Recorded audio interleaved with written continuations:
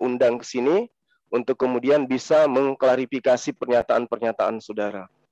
Karena ini sangat menyakitkan hati umat Islam. Mungkin sahabat mengatakan bahwa ini adalah kebaikan. Islam itu harus dinampakkan. Islam itu harus terlihat kasih sayang. Islam itu harus memperlihatkan sisi di mana Islam itu adalah rahmat. Tetapi harus kita tidak melupakan juga hal yang selama ini terjadi di antara kita. Antara anak bangsa, ada pergesekan antara pengajaran-pengajaran Islam yang kemudian mereka sampaikan dengan cara-cara yang tidak benar. Di negara kita ini, kita tidak bisa pungkiri bahwa ada pejuang-pejuang yang senantiasa menghalangi gerakan-gerakan dari agama lain untuk kemudian mengambil umat Islam itu menjadi pengikut mereka. Dan itulah orang-orang Kristolog. Orang-orang Kristolog inilah yang peduli tentang itu.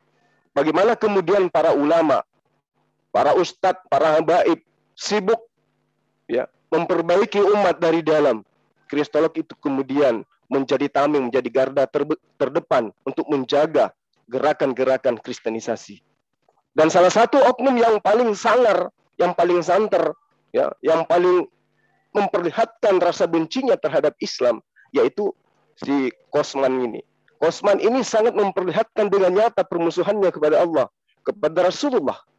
Dia benci sebenci-bencinya. Dia melakukan apapun yang dianggap benar untuk kemudian menghujat Allah, menghujat Rasulullah, menghujat umat Islam. Nah, ini yang saya sangat sayangkan. Seorang yang mengaku ustadz, mengaku ulama, mengaku punya ilmu, tetapi ternyata ketika saya melihat pernyataan-pernyataan saudara saya ini, itu larinya kepada apa? Kepada pernyataan Al-Quran yang menerangkan tentang datangnya sosok orang yang memiliki ilmu. Tetapi ilmunya itu tidak dimanfaatkan benar-benar karena Allah. Malah dimanfaatkan untuk bagaimana bisa membangkitkan kekuatan-kekuatan pembenci-pembenci Allah. Ini yang ingin kita klarifikasi hari ini. Saya hargai bro saya ini adalah orang terpelajar, orang yang mengerti Al-Quran, orang yang paham hadits. Boleh dikatakan Anda adalah seorang ulama. Tapi secara tidak langsung, Anda telah membenarkan dalil-dalil dalam Al-Quran tentang ulama suh. Yang mana Rasulullah sudah mengatakan jauh sebelumnya akan datang kepadamu sosok orang yang merasa beriman, merasa berilmu, tetapi dia menyuruh orang lain untuk melakukan kebaikan, tapi dia sendiri melupakan dirinya. Itu sudah diingatkan oleh Rasulullah. Bagaimana kemudian perbuatannya menyisihi perkataannya sendiri. Dia menerangkan Allah itu adalah Tuhanku, aku cinta kepada Allah, aku cinta kepada Rasulullah, tapi menyakiti hati umat Rasulullah Muhammad SAW.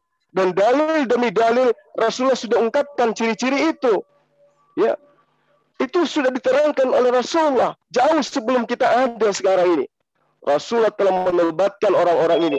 Mereka ingin meraih kesenangan dunia yang fana serta ridha dari manusia. Mereka ingin sanjung dari manusia sehingga dia menghalalkan segala cara untuk kemudian mendapatkan itu, meski menyakiti saudaranya sendiri.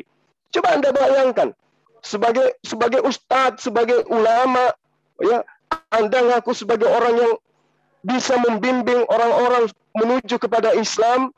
Bagaimana mungkin kemudian orang yang melafazkan Maha Suci Yesus, Tuhan semesta alam, Anda iakan, Anda benarkan, Anda dukung.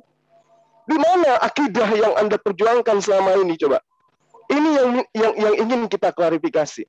Ketika si Kosman mengatakan Alhamdulillah Yesus Rabbil Alamin, lalu dia mengatakan Subhana Yesus, Maha Suci Allah katanya harusnya diganti menjadi Yesus. Ini di mana? Di mana coba pemahaman saudara sebagai seorang ustadz? Ketika ada sosok yang menghina Islam, menghujat Islam sudah bertahun-tahun, bahkan beliau itu adalah misionaris yang awal mula pergerakannya telah banyak membuat orang lain itu beralih kepada keyakinan orang lain. Coba saya minta saudara saya ini menjelaskan bagaimana kemudian ada oknum yang maha suci selain daripada Allah. Coba Anda terangkan kepada kita. Ini sederhana. Sesederhana itu. Anda bisa menjelaskan kaidahnya seperti apa. Bagaimana kemudian ada sosok yang selain daripada Allah itu maha suci lagi maha tinggi. Nah, ini yang ingin saya dapatkan ilmunya dari Anda. Bagaimana kemudian orang itu dikatakan mendoakan seseorang ya agar dirahmati, agar diberkati dengan mengatasnamakan oknum dari sembahan orang lain. Saya ingin dengarkan dari seorang ulama, dari seorang praktisi agama Islam yang selama ini banyak ya membuat orang lain itu terkagum-kagum terhadap curhatannya di mana-mana. Silakan Bro Miftah. Oke, terima kasih Ya, Ustadz terima Zuma kasih. atas paparannya. Ya, sebelum ke Ustadz Miftah, saya juga teringat kata-kata Kiai Haji Ahmad Dahlan. Nanti akan datang segolongan orang yang mengutip ayat Al-Quran maupun hadis Nabi SAW untuk membenarkan perlakuannya. Silakan Ustadz Miftah untuk menanggapi apa yang disampaikan Ustadz Zuma. Tafadhol. Ya, jadi ketika kita emosi ya, secara psikologi, kita sudah kehilangan kontrol, baik itu dalam berbicara maupun di dalam berpikir juga. Muncullah suuzon-suuzon yang berkembang, mengatakan bahwa saya itu misionaris, mengatakan bahwa saya itu dapat pajero lah di berbagai komentar kan, saya dapat uang dari Pak Yusuf kan gitu kan. Dan sampai hari ini, silakan kita kalau misalnya ada yang di Medan atau yang dari luar Medan mau datang ke rumah. Saya hari ini masih tinggal di rumah orang tua saya. Tinggal di sini, saya belum punya rumah, saya masih ngumpul uang dulu bersama istri saya nanti supaya saya beli rumah nanti ke depan. Insya Allah kan begitu. Saya akan sampai ke sana nanti dengan izin Allah. Dan saya sampaikan kepada umat-umat Kristiani, silahkan dalam diskusi-diskusi undanglah saya, tapi jangan saya dibayar. Saya ingin mendakwahkan Islam itu apa adanya. Ini loh Rasulullah itu. Ini loh Nabi Muhammad yang benar-benar penuh kasih itu. Jadi hentikanlah gitu ya, sampai menduga-duga saya itu dapat uang miliaran untuk berubah akidah.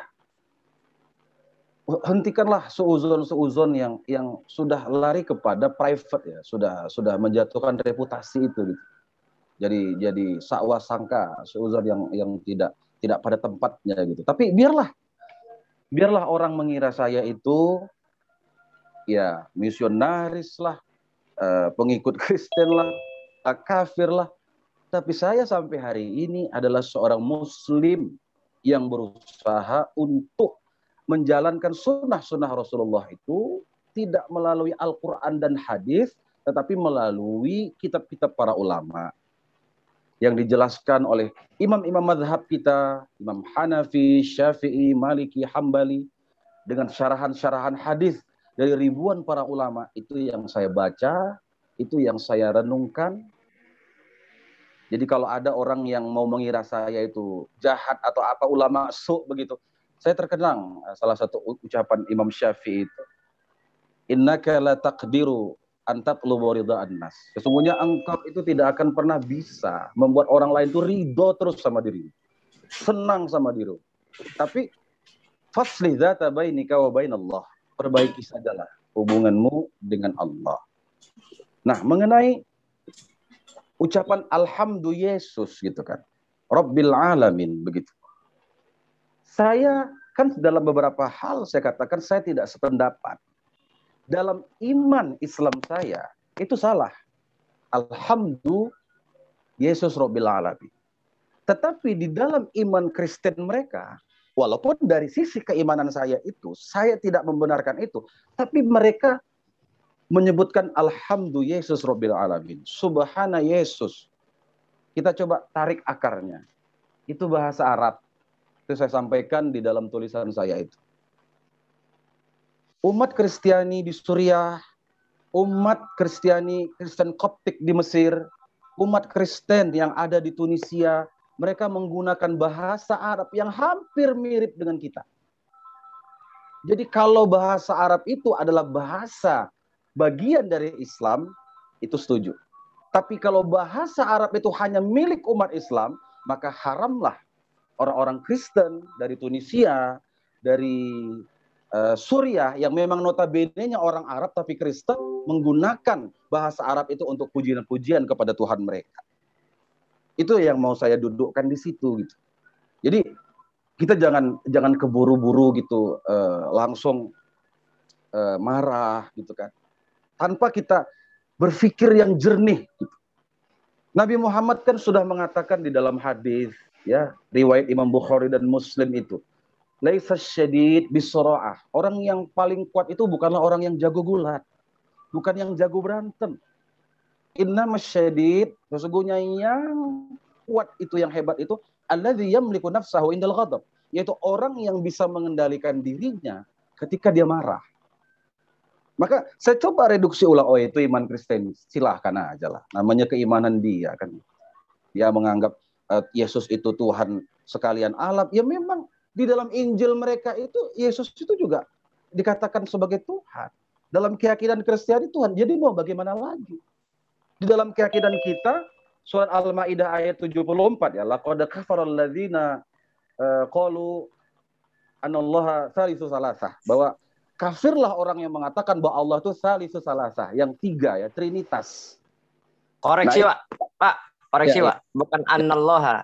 Laqad kafara alladziina qalu innallaha salisu salasah, bukan anallaha. Iya. Jadi kan ada salisu salasah di situ ya. Trinitas di situ kan. Nah, kita tidak mengimani Trinitas itu. Dan sungguh kata Allah sudah kafir, ya kafir loh. Yang mengatakan itu, tapi kan itu dalam keimanan kita. Karena itu saya tanda kutip itu keimanan kita gitu. Makanya kalau ini diteruskan, mereka juga punya Alkitab mereka, kemudian kita punya kitab suci Al-Quran yang kalau dibenturkan yang nggak akan pernah jumpa. Itu maksud saya tadi.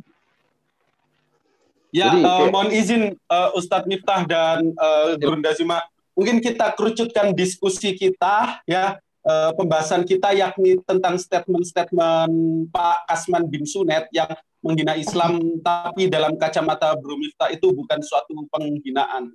Nah, yang pertama, bahas saja, kenal nggak sekarang dari Miftah ini sebenarnya kenal nggak si Kasman ini ya? Coba dia jelaskan dulu, seberapa kenal dia dengan Kasman dibandingkan kita yang memang sudah berurusan dengan Kasman lumayan lama ya. Coba dijelaskan dulu seberapa. Oh ya, mungkin saya beri penghantar bagaimana si Kasman itu ya. Dia sudah sejak lama itu menghina Islam. Dalam pandangan kacamata kami mereka menghina Islam. Dan tentunya Pak Yusuf Manubulu yang Bapak hadiri menjalankan sesi diskursus itu sudah lama menghina Islam. Dan kita begini Goldian, bentar. Ya. Anda sebagai moderator saja, nggak usah mengungkapkan apapun. Sekarang kasihkan waktunya kepada Akhi Zuma biar tidak kelamaan menunggu. Siap, mungkin kita kerucutkan ya tentang apa yang distatementkan si KC. Saya ulangin lagi. Yang pertama, mengganti Alhamdulillahirrahmanirrahim dengan Alhamdulillah Yesus. 2, Nabi Muhammad dikatakan pengikut jin. 3, kitab kuning sumber dari radikalisme. 4, mengatakan bahwa Allah itu adalah jin. 5, mengatakan bahwa umat Islam itu menyembah batu hitam dan Ka'bah. Terus yang ke-6 mengatakan selama ini Islam itu menjajah Indonesia. Kita fokus ke statement Kasman yang dimana ada 2 pro kontra pandangan di antara ini. Mungkin siapa ini? Ustadz Zuma atau Bro Miftah? Ya, saya dulu. Silakan. Jadi gini, Bro Miftah ya. Iya, silakan. Kita tidak bisa menutup mata, dan kami juga tidak bisa mengatakan bahwa saudara ini tidak paham siapa KC ini. Ya, adalah satu informasi baru kalau misalnya saudara tidak kenal beliau.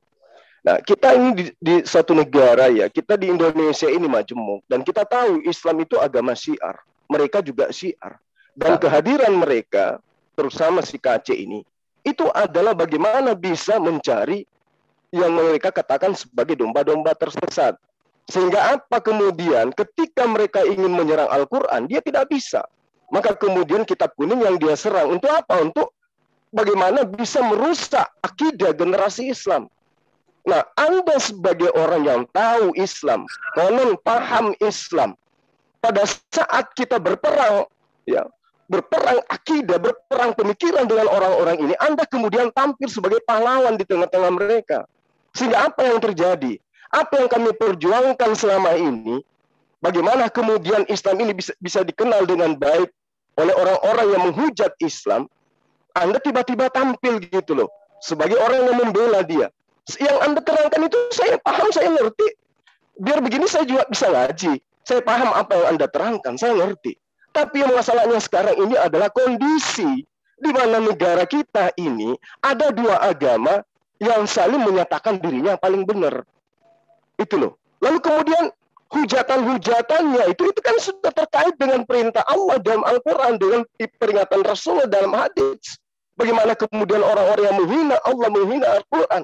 Kalau Anda mengatakan orang Arab menggunakan juga bahasa Arab, Arab bukan milik orang Islam, bahasa Arab bukan milik orang Islam. Kami paham itu, saya ngerti.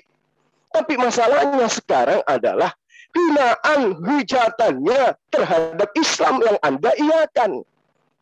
Ya, Anda boleh sekarang Anda bela diri. Oh, saya tidak mengiyakan, tapi faktanya ya jejak digital itu ada. Anda mengiyakan segala apa yang dilakukan oleh Kosman itu adalah sebuah kebenaran menurut perspektif agamanya dia. Karena agamanya membolehkan, maka sah-sah saja Islam itu diobok-obok dengan cara seperti itu. Sah-sah saja. Kami juga ngerti, kalau mereka menceritakan tentang Al-Quran, membahas tentang Rasulullah, membahas tentang Islam, di forumnya mereka, di internalnya mereka, ya nggak masalah. Ini di depan umum, di mana dia channelnya itu dikenal adalah sebagai misionaris. Orang yang mengajak orang lain murtad. Dia diusir dari kampungnya karena memurtadkan orang-orang di sekelilingnya. Sekarang tiba-tiba Anda dengan nama besar Anda muncul di Manubulu menerangkan bahwa si Kosman itu tidak salah. Kosman itu sudah benar. Itu intinya di situ. Maka karena itulah kemudian saya minta pernyataan Anda. Kalau memang Alhamdulillah Yesus itu benar, coba Anda sebutkan. Berani tidak Anda mengatakan pernyataan itu? Pernyataan bahwa Subhana Yesus Rabbul Alam. Bisa tidak Anda menyatakan itu sekarang di hadapan kita ini? Kalau Anda mengatakan bahwa itu sah-sah saja mereka katakan. Coba Anda katakan, Subhana Yesus. Bisa tidak Bro Miftahul mengatakan itu?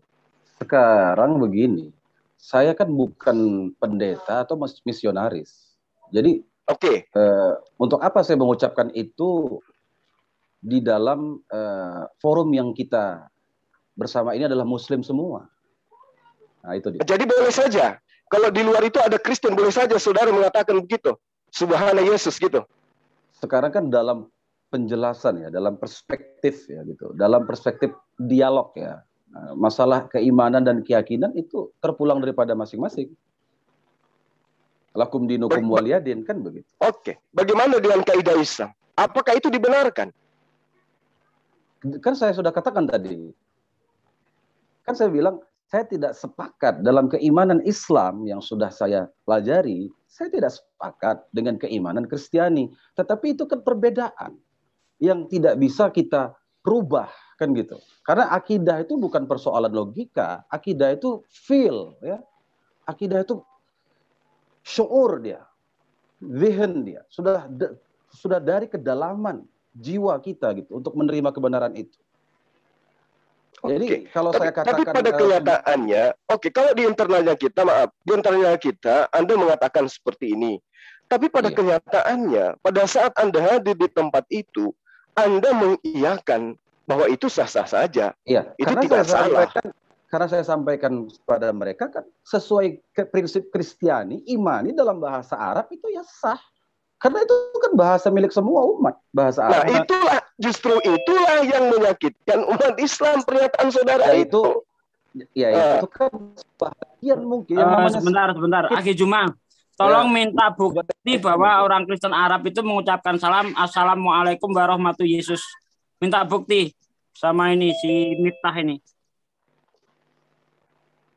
Ya sekarang begini ya, ini ketika kita di forum misalnya dialog gitu ya dengan umat Islam, kita juga banyak gitu ya menyelisihi pendapat itu gitu kan di antara kita umat Islam, bahkan di channel-channel YouTube banyak loh ya, bagaimana kita juga umat Islam mencecar-cecar gitu beberapa pertanyaan lalu mengeluarkan kerangka pemikiran terhadap keimanan Kristen, kan saya katakan seperti itu. Jadi kalau kita bisa berbicara itu gitu di YouTube channel ini kan, ini umum juga semuanya ini kan gitu. Begitulah mereka. Saya bilang kebebasan berkata dan berpendapat itu hak demokrasi kita. Nah, kalau memang ada ketersinggungan yang terjadi, itu yang perlu kita rembukkan gitu. Itulah yang diadakan dialog gitu. Wajadilhum billati ahsan. Terus sampaikan kebenaran itu. Sampaikan kebenaran itu sampai keimanan itu bisa kita sebarluaskan dalam perspektif Islam itu. Silahkan. Oke, jadi gini. Anda adalah seorang ustadz, seorang ulama, konon ceritanya gitu. Ya. Lalu kemudian Anda sudah tahu dia adalah musuh Allah. Pada saat kami mencoba untuk menyadarkan dia agar tidak menyesatkan manusia, Anda kemudian tampil. Kalau Anda bukan ustadz, bukan seorang ulama, itu tidak masalah. Berarti Anda sudah kelihatan pakaiannya seperti apa. Tapi ini Anda dari penampilan, dari pemahaman tentang Al-Quran, itu sudah luar biasa gitu loh. Jangan sampai Anda, ya saya katakan bahwa sebagaimana Rasulullah Muhammad SAW pernah mengatakan, sungguh dalam suatu lautan terdapat setan yang dipenjarakan oleh Nabi Sulaiman. Mereka hampir saja bebas lalu akan membacakan Al-Quran kepada manusia. Jangan sampai Anda ada pada posisi itu gitu loh. Ini saya curiga itu. Ketika ada pernyataan Rasulullah seperti itu adanya. Bagaimana kemudian Imam Nawawi juga menyatakan hal yang sama. Bahwa pada saat sekarang ini ada muncul orang berpenampilan ustadz, ya, tapi mereka menyenangkan hati musuh-musuh Allah, gitu loh. Nah ini yang bukan dikhawatirkan lagi, ini fakta yang ada saat sekarang. Anda tampil menyenangkan hati mereka, dan coba lihat di channel Anda, sejak Anda muncul membela Kosmon, ya, di channel Anda itu hampir semua orang-orang yang komen di sana itu adalah orang Kristen semua dan menyanjung Anda. Saya tidak bisa bayangkan kalau 10 orang seperti ulama, ustadz seperti Anda ini tampil di negara ini. Perjuangan kami untuk bagaimana bisa menyadarkan orang-orang supaya tidak murtad itu percuma, sia-sia. Kita sama-sama berjuang. Jadi sesuai Assalamualaikum. Teknik ya, teknik dan metodologi kita yang berbeda. Waalaikumsalam. Ustadz Zuma, saya minta waktu 10 menit aja, kalau paling lama atau 5 menit lah. Silakan. Ada mau tapping di studio sehari ini. Bisa kah Ustadz? Silakan. Tafadhol Ustadz Alwan. Bro Miftah, ya, pertama saya baru kenal Anda dan saya kemarin mau ajak dialog, cuma saya pikir saya takutnya tidak ada waktu yang pas dan sekedar wasting time gitu. Tapi kan harusnya dikabarin dong, kan secara etika keislaman. Saya belum sempat kabarin. Oke. Sekarang saya ingin kita coba diskusi sedikit ya. Sejauh mana misalnya gini, kita di dalam sebagai orang yang alim atau orang yang tahu itu bahwa kita perlu berhati-hati dalam mengambil sikap ya. La tata'ajjal gitu, nggak boleh buru-buru dalam mengambil sikap. Sebelumnya saya ingin tanya kepada Anda khusus masalah kitab kuning yang sering dibawa oleh si Kosman. Anda tahu kitab apa yang beliau sering tampilkan di layar? Ya, sering kita lihat kan di YouTube. Iya, saya tanya ke Anda tahu kitab apa yang dia sering bawa di depan layar? Iya, kitab fikih. Kitab fikih, apa itu kitab fikihnya? Ya, kita sama-sama melihat kan. Iya, saya tanya ke Anda sekarang. Jawab. Apa kitab fikihnya itu? Kan sama-sama tahu kan. Kitab iya, karya, saya ingin Anda menjawab itu. Apa kitabnya? Iya. Ini dialog atau apa gitu? Nah, sebelum saya antar ke dialog, ini pengantarnya. Anda tahu aja tidak dulu. kitab yang dia bawanya itu? Kembangkan aja dulu ya apa yang menjadi persoalan. Anda tahu apa tidak? Kalau tidak tahu saya beritahu. Saya sudah tahu. Apa nama kitabnya, Pak? Saya punya kitab itu ya, karya-karya Syekh Nawawi Al-Bantani itu saya punya. Jadi iya. kalau Anda bertanya seperti itu bukan dialog ya. Kita ini kan bukan lagi seperti anak TK gitu, anak SD yang apa ya ditanya ya gitu. Saya kasih pengantar. Jangan dikasih pengantar gitu. Kasih pengantar lagi, langsung aja sampaikan unek-uneknya gitu. Kita kan mau berdialog di sini. Justru saya di situ unek-unek saya gitu. Saya khawatir Anda tidak tahu latar belakang apa yang sedang terjadi di dunia yang dipolemikkan oleh orang Islam itu. Sehingga misalnya tiba-tiba Anda tampil sebagai seorang yang demokratis. Karena begini, coba. Iya, silakan. Ketika kita bicara tentang Kasyifatus Sajjah, ya, ini adalah syarah dari Safinatun Najah. Safinatun Najah. Ketika di syarah itu yang dibahas masalah fikih. Saya tanya kepada Anda, di dalam kitab itu apakah ada dibahas tentang terorisme? Sekarang begini, kan saya sudah sampaikan tadi ke audiens tadi kan, bahwa umat non-Islam itu ya itu butuh penjelasan. Kan masalah tentang bab jihad kan gitu kan. Kapan itu bisa diterapkan kan gitu. Menghalalkan darah kan gitu kan. Kan dalam posisi-posisi qital. Saya di dalam kitab yakin, itu ada. Saya yakin gitu ya. Saya yakin Pak Muhammad KC ini dia sedang menyebutkan sesuatu hal yang mungkin, namanya persepsi ya. Persepsi dan opini, inilah take and give itu gitu. Kita sampaikan, kita jelaskan perkaranya itu gitu. Sampaikan aja. Mungkin ada keterlanjuran gitu kan. Kan dalam kita berdialog ini kan ada ketergelinciran barangkali. Tapi kalau itu memang harus dijelaskan, jelaskan saja bahwa di dalam kitab itu tidak ada radikalisme. Selesai. Nah, kan kita ambil titik poinnya seperti ini. Saya waktu dia debat secara live sudah saya jelaskan. Anda bisa saksikan, kalau Anda tidak pernah nonton berarti Anda memang tidak pernah mengikuti. Jadi seperti orang yang sudah ramai-ramai bergerak di satu arah, Anda tiba-tiba nongol di perempatan jalan. Ketika saya bahas itu dengan MKC, saya katakan seperti ini. Coba dengarkan. Saya kebetulan dari dari Muhammadiyah. Ya, silakan. Kita belajar kok di sini semua. Ya, saya dari Muhammadiyah. Saya ada di Majelis Pelayanan Sosial MPS di Muhammadiyah, dan saya terangkan kepada MKC saat itu. Saya katakan, tahu tidak? Yang kamu tidak tahu cara baca kitab itu. Saya tahu itu kitab yang dijadikan rujukan belajar buku fikih di kalangan pesantren Nahdlatul Ulama. Ini kita sudah sampai di tahap menjelaskan. Saya katakan lagi bahwa kitab itu dianggap sebagai kitab rujukan. Dan itu tidak pada kami, tidak pada orang Muhammadiyah, tapi orang NU yang selama ini mengayomi minoritas. Tegas sekali kamu, saya katakan pada waktu itu. Itu kurang lebih di 1,5 tahun yang lalu. Pertanyaan saya, apakah dia berhenti dari itu? Tidak. Tidak berhenti. Dia berulang lagi, melakukan lagi, fundraising lagi, kumpul dana lagi, melontarkan perkataan yang bahkan lebih dahsyat lagi daripada itu.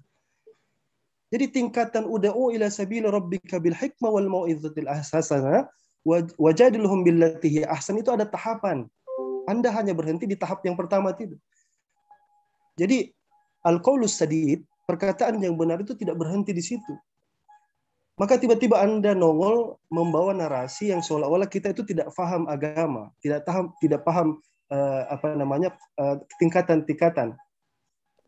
Nah, sekarang saya tanya kepada Anda, ketika Anda sudah menyampaikan seperti itu, sudah berulang kali dinasihatkan, jangan tebar fitnah, jangan bikin sesuatu yang akhirnya membuat masyarakat menjadi tidak simpati kepada umat Kristen karena sifatnya seperti itu.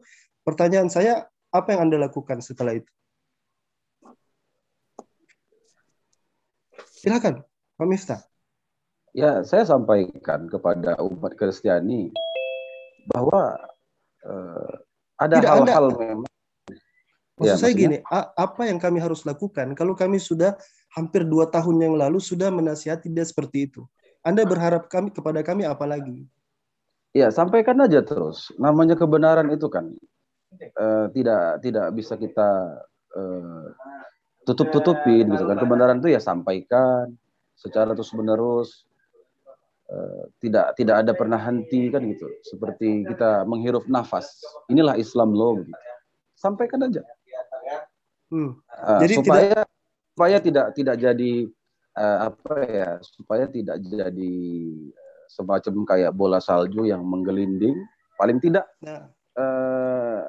saya berharap gitu ya, ketika terjadi ini gitu, saya berharap bisa difasilitasi gitu dialog yang lebih atraktif. Tapi kepolisian sebagai wasitnya hanya mendengar supaya tidak terjadi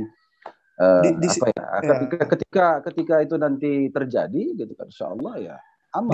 Di sini yang saya lihat Anda betul-betul baru di tanah ini, prematur dalam bersikap. Kenapa saya katakan seperti itu? Mohon maaf kalimat saya, karena ketika misalnya Anda mengatakan itu dialog, sampaikan saja terus-menerus, berarti Anda tidak memberikan solusi. Bahkan kami telah memberikan solusi pada waktu itu. Solusinya adalah kita ajak diskusi, ajak debat, ya dalam tataran yang bahkan lebih eksklusif, dan itu tidak pernah dilakukan. Yang ada adalah akhirnya ini menjadi viral. Jadi jatuhnya seperti apa? Seperti menanam menyiapkan bom waktu. Akhirnya viral kemana-mana. Dan tiba-tiba kan muncul juga pahlawan kesiangan, kan begitu maksud saya. Artinya ini sudah sejak lama, yang seharusnya sudah dihentikan sejak dahulu, justru karena pembiaran itulah yang menyebabkan itu menjadi viral. Anda bayangkan ya, ketika itu misalkan fitnahan itu masuk ke masyarakat awam, yang terjadi adalah apa? Tindakan anarkisme, tindakan yang bisa saja membuat orang meluap-luap kemarahannya. Justru menegakkan amru bil ma'ruf wan nahyi anil munkar, tidak hanya berhenti di amrul bil ma'ruf, an-nahyi anil munkar. Inilah yang ditegaskan kepolisian sekarang. Kalau misalnya Anda mengatakan bahwasanya harusnya tetap dialog saja, itu justru berbahaya, justru seperti menyimpan api di dalam ketam itu. Makanya saya ingin katakan seperti ini, Bro Miftah. Ini penutup dari saya. Silakan Anda tanggapi dengan teman-teman karena ada kegiatan. Saya pun pertama juga, jam 4 juga saya bilang sama moderator tadi. Iya. Pertama saya katakan bahwasanya jangan sanksikan tentang intoleransi kami di dalam dialog-dialog lintas agama ini. Kami sangat toleran. Ketika terjadi misalnya aksi terorisme, seluruh kristolog Muslim ini bersatu mengucapkan, mengecam tindakan-tindakan aksi-aksi tersebut. Saya mengenai Pancasila, saya sendiri menyuarakan kemana-mana bahwa Muhammadiyah punya buku namanya Darul Ahdi Wasyahadah. Pancasila Darul Ahdi Wasyahadah. Jadi bahkan kami tidak perlu kencing di air zam-zam untuk sekedar menarik perhatian. Tidak perlu kami. Tapi ketika misalnya masalah Kosman ini, Anda misalnya datang ke sana, lalu kemudian seperti orang yang tidak entah berantah, Anda berada di tengah-tengah mereka yang sedikit banyak mengecewakan banyak-banyak teman kristolog. Dengan permohonan maaf yang paling besar. Saya ingin rangkul Anda. Mari duduk di sini, perhatikan lagi baik-baik, coba tolong tabayun lagi. Nonton dulu semua videonya satu persatu, dicermati lagi, lihat lagi siapa-siapa yang terlibat, baru kemudian Anda mengambil sikap gitu. Saya tahu mungkin godaan dari sana mungkin besar, tapi lihatlah saudara-saudara kita ini. Enggak, saya tidak artikan godaan itu seperti apa. Anda boleh saja tergoda dengan sesuatu, tapi ketika Anda memilih bermajelis dengan mereka lebih dahulu, tanpa ke kita dulu, itu menyakiti hati kami juga. Anda lebih memilih bermajelis dengan mereka dahulu tanpa bertanya kepada Anda kami dahulu. Tidak memberikan kabar ya kepada saya bahwa saya sebelum Anda ke Yusuf Manubulu loh ya.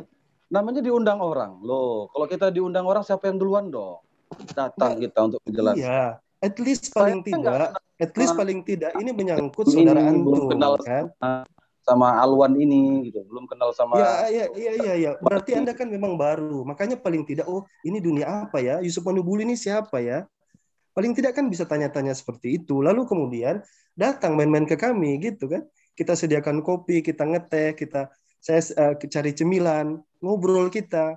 Asik kan? Baru kemudian Anda boleh mengambil sikap seperti itu. Saya pikir seperti itu. Saya mohon maaf sekali lagi kalau ada kata-kata saya menyakiti hati antum. Ini sebenarnya murni daripada kekecewaan saja. Oke. Silakan teman-teman lanjutkan. Assalamualaikum warahmatullahi wabarakatuh. Waalaikumsalam warahmatullahi wabarakatuh. Terima kasih Ustadz Alwan yang sudah memberikan laporan dengan teman. Saya boleh naik 3 menit aja. Bentar dulu Pak. Saya pengen nanya. Sabar. Di sini ada anak Medan Gol. Ya, sabar. Gini ya. Jadi sesi diskusi kita pada sore hari ini itu dibatasi oleh waktu. di mana kami sudah berjanji bahwa Ustadz Miftah berdiskusi dengan Ustadz Zuma. Nah, kalau ada teman-teman yang ingin bertanya, saya kembalikan ke Ustadz Zuma dan Ustadz Miftah. Mungkin kurang saya nih. Berapa menit lagi? Anak Medan Gol, anak Medan Gol. Anak Medan Gol. Ya, sabar dong, sabar. Ya, saya dulu yang bertanya kepada ya, sabar kita. Oke, sabar teman-teman. Kita kasihkan ke Ustadz Zuma dan Bro Miftah dulu ya. Ini kan ini diskusi yang sudah disepakati. Saya bisa 5 menit lagi ya karena waktu sudah kaitannya dengan ilmu. Dia dengar anak Medan ini. Sabar dengan ilmu. Bro Miftah ini oke lah ya, kaitannya dengan ilmu oke. Kita anggap dia bisa lah. Nah, sekarang saya ingin tahu dari Anda sendiri.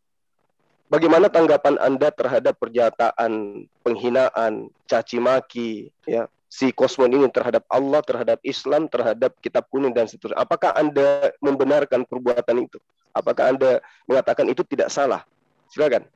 Ya, saya sudah sampaikan tadi, itu tidak benar dalam konteks ya keimanan Islam, ya itu tidak benar. Tapi kan ada tetapinya. Saya hanya memberikan ruang kebebasan dalam kita berpendapat berdemokrasi. Kadang yang kita anggap hinaan, kan belum tentu hinaan.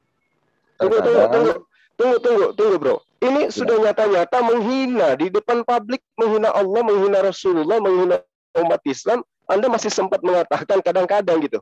Jadi maksudnya Anda mengiyakan, membolehkan gitu ya? Makanya saya katakan tadi, ini kan dalam persepsi siapa gitu. Penghinaan itu. Kalau kita berbicara tentang keimanan Islam kita, itu salah. Nah, ini kalau kita ini berbicara jelas mengenai keimanan Islam. Karena yang dihina adalah Islam. Nah, yang saya tanya, ini perbuatan si Kosmon ini menurut Anda itu dibolehkan. Benar nggak menurut Anda atau salah? Dalam konteks Islam, saya tidak membenarkan.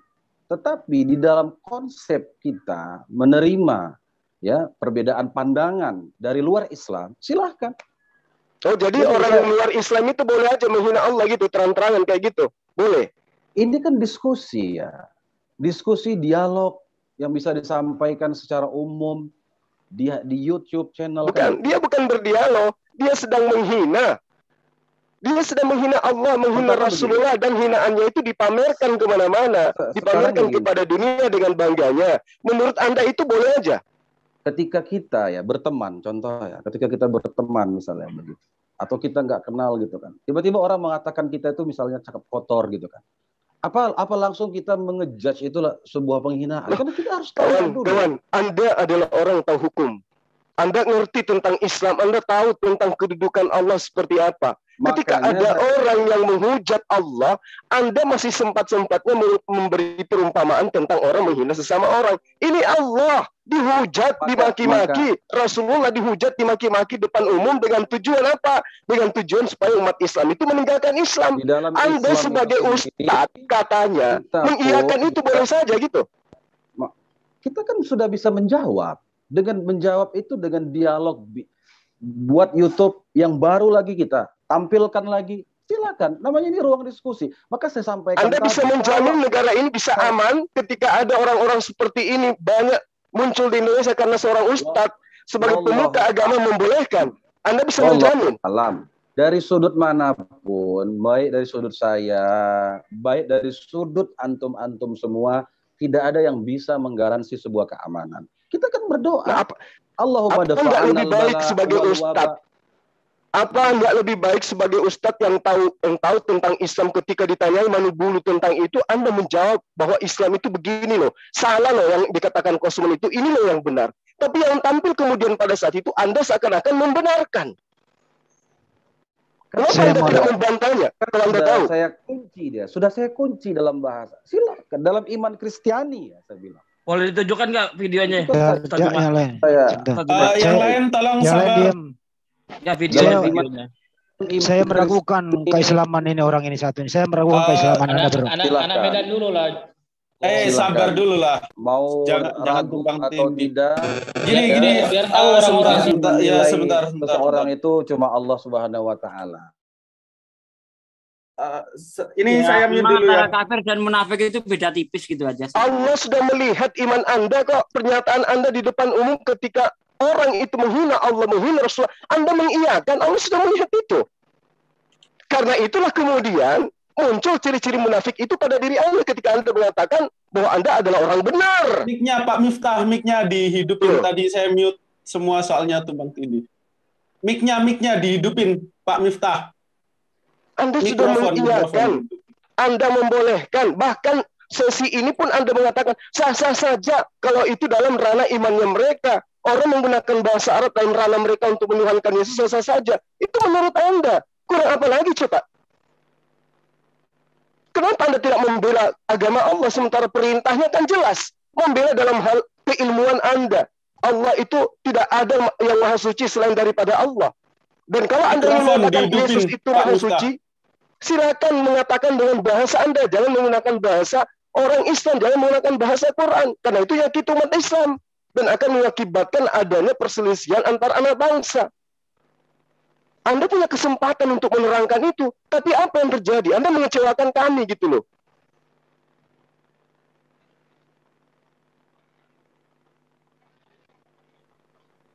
Kok diam? Sudah hidup itu, silakan ngomong. Iya, sudah ya. Sudah hidup nih. Ya kalau jujur nggak dapat duit.